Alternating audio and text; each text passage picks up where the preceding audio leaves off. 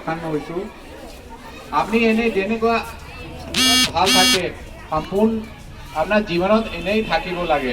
যি ইয়াত শিক্ষা দি আছে যদি আপুনি সব ভালকৈ ফলো কৰে তেতিয়া আপোনাৰ নিজৰ পৰিয়াল সোসাইটি আৰু আমাৰ ভাৰতৰ সবৰ গৌৰৱ পাব।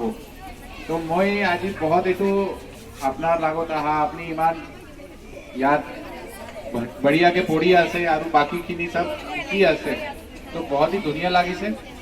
যেনেকুৱা আপুনি মই আগতে যেনেকুৱা ক'লো আপুনি যেনে স্কুলত আহ্বান জনাইছোঁ। আজি গুণোৎসৱ উপলক্ষে বন্দৰ উচ্চ মাধ্যমিক বালিকা বিদ্যালয়ত আমাৰ মাজত উপস্থিত আছে শ্ৰদ্ধাৰ গোলাঘাট জিলাৰ